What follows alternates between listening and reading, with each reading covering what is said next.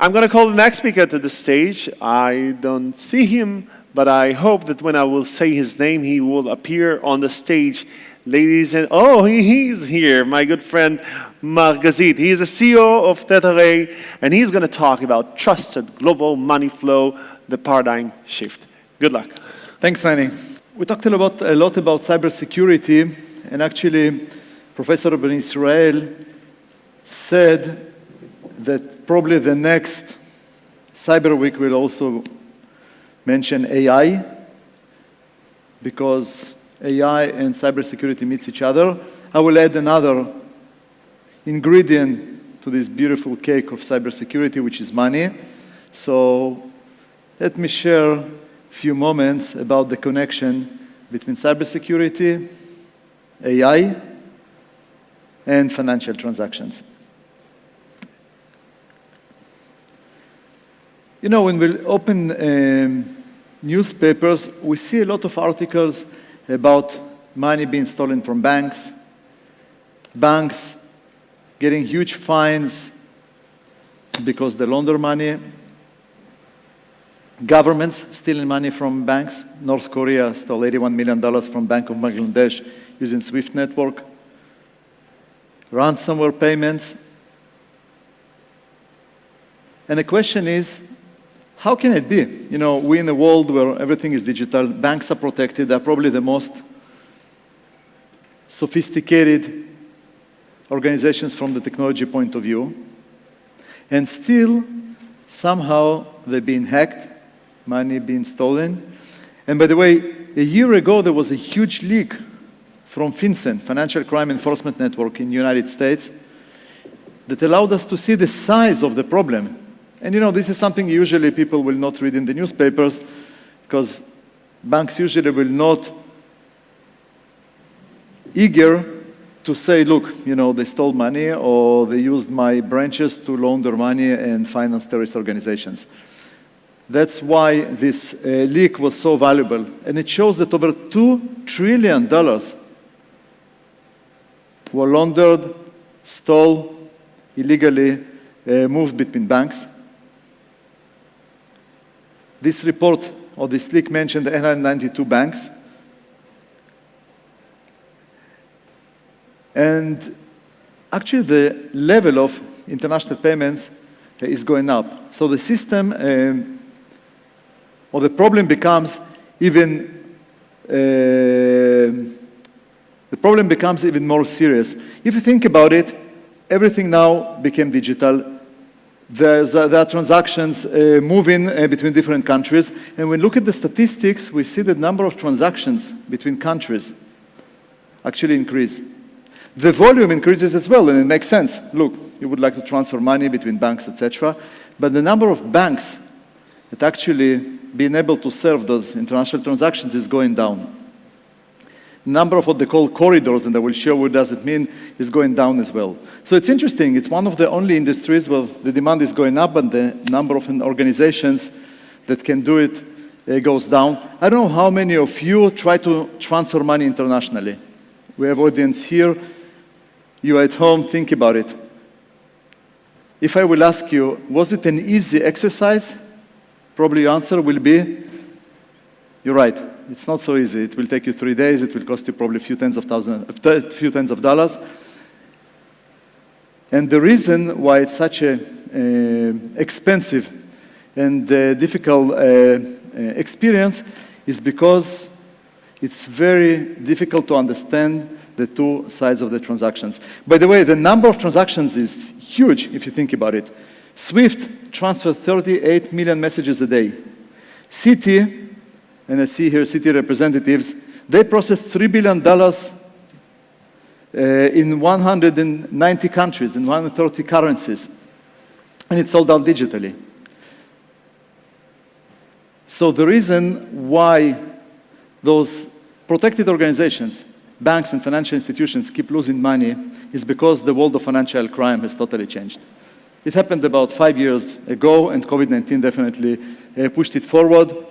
If you think about it today, the number of people that come to a branch of a bank and try to threaten the clerks to shoot them up it happens only in Hollywood movies. In reality, it's much easier to put a server in some remote country to steal $1 from your bank account, but do it hundreds of millions of times. And then transfer the money by blockchain currency and launder the money.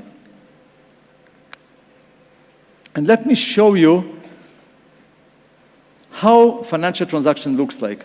You know, usually you say, okay, let's pay money to somebody in a remote country, but most of us don't think about the process that this transaction, financial transaction, goes through.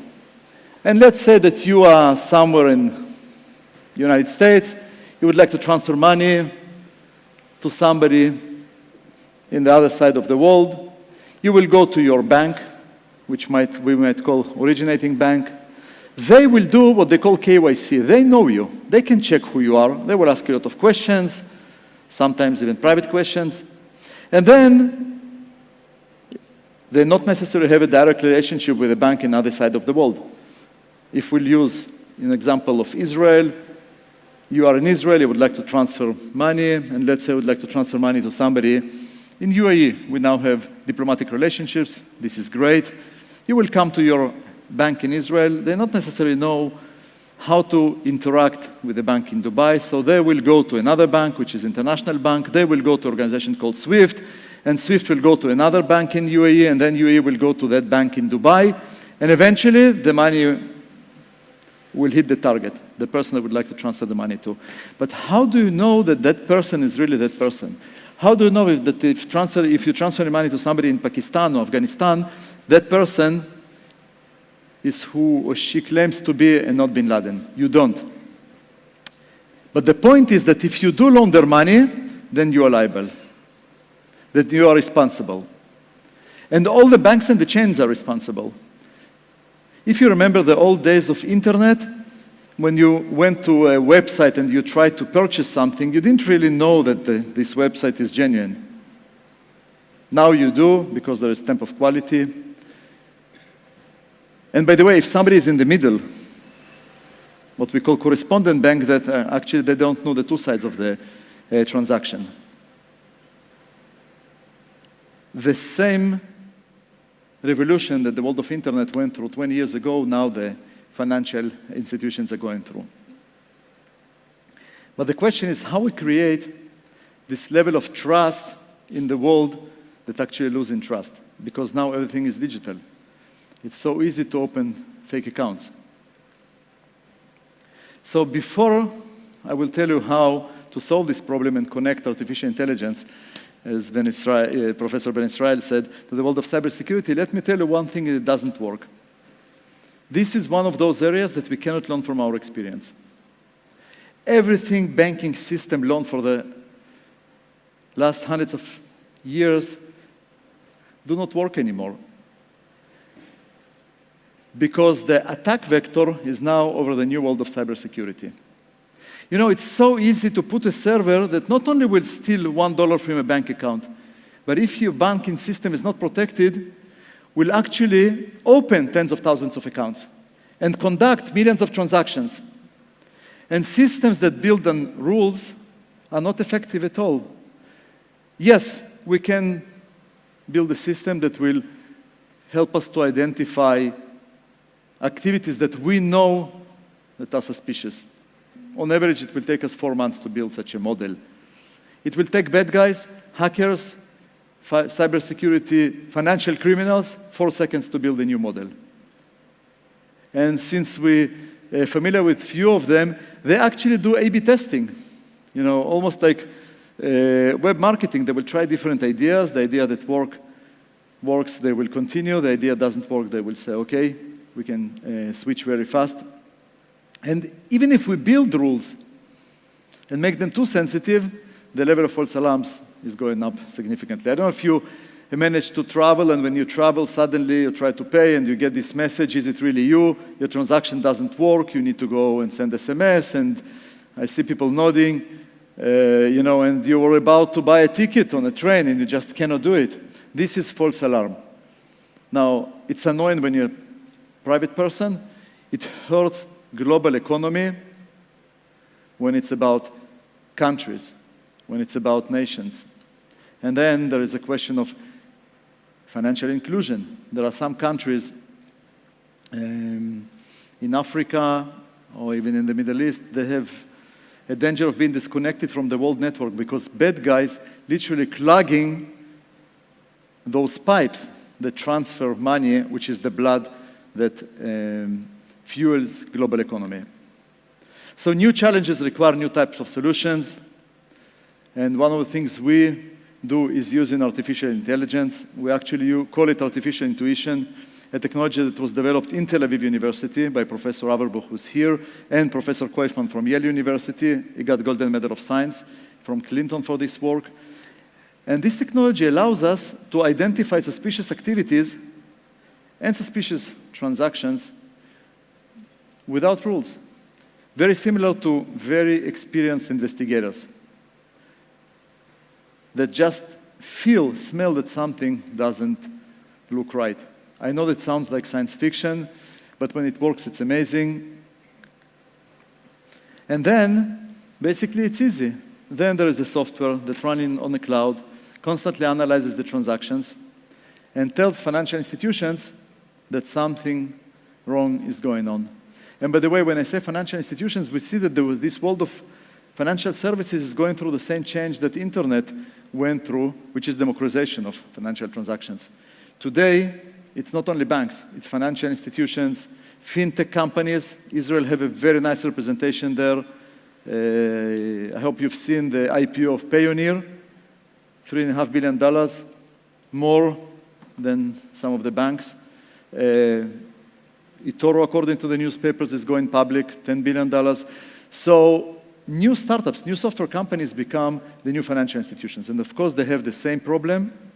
They have an advantage because it's easier for them to adopt new technologies.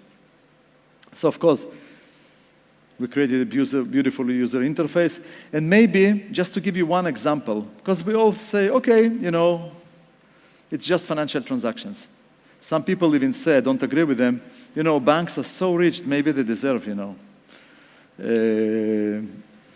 to have them hacked. Again, I don't agree with that. So this is one of the use cases that we discovered for one of the banks. It's illegal child trafficking country in Eastern, it was done in Eastern Europe, but the bank was one of the leading European banks. Child trafficking, the money that was paid for these children was connected to blockchain, transferred, and we can talk more about it. This is type of the things that we help our customers to eliminate. There was a very nice article that I recommend you to read in the Israeli press by Nir Dvori about things that we find and ways we found Hezbollah is financing its own activities. All is done in the domain of cybersecurity. And what's surprising for some of us, probably not for others, is that when you use artificial intuition, it's actually, in many cases, smarter than human beings, which is really embarrassing for all of us, of course. But we found that we reduced the level of false alarms by 99%, which means that if before bank had to do 100 phone calls, now it's just one phone call and one unsatisfied customer. We reduced investigation time. But at the end of the day, we allow financial institutions to make more money by moving and serving more customers and serving more countries, but we also allow for better financial inclusion for countries and the societies that historically were considered to be very suspicious. So just to summarize, I do believe that the world of AI is meeting the world of cyber. And before I finish, just one comment. People ask me, look, this is a very dangerous technology because it basically allows computers to think like us, like human beings. Common sense, gut feelings. This is something that only us human beings had in the past. Now you give this power to computers. And what I tell them is that bad guys have been using AI already. They have their machines. There's a lot of discussion about ransomware. For people who deal with it, they know that it's not hundreds of thousands of people that do in ransomware. It's usually few guys that took a computer, and the computer does the attack surface scanning for them. So I believe that the bad guys will continue to use AI, and the only way for us, the good guys, is basically to use artificial intelligence to take those AI systems, to train them to become our digital guards. And in that way, we can not only make the world of financial payments safer, but we actually can make the global economy safer and be able to grow much faster. And I have to say that I'm really proud to work for a company that not only growing fast and serving amazing customers, but basically making the world of global economy a much trustful and safer world. And of course, we do it by working with the best people, with great technology, but more important than that, building great partnerships, like the new Prime Minister of Israel said earlier. So thank you very much. Thank you for making the world a better place, first of all. And I want to ask you something. How did COVID-19 affect the world of global payment and cybersecurity threats for financial transactions and services? Is it better or is it worse? So it's a very good question, and actually, like many companies, we've seen that the world of pandemic actually moved the world of payments 5 years forward. Because historically, you didn't have to do international payments. You could come to a branch of a bank. Many people don't want to do it. Now, during COVID-19, people learned that you actually don't need to come to a branch of a bank. Banks developed new ideas. For example, I heard that in Israel you have something called BIT. Mm-hmm. You can open an account for BIT without even coming to a branch of a bank, which creates a great world of digital payments, but it also creates a very big challenge of how to authenticate people. And of course, it allows bad guys all around the world to try to abuse the financial system of BIT, and it's just an example. So bottom line, I think it really allowed the world of payments to move forward very fast, huge advance.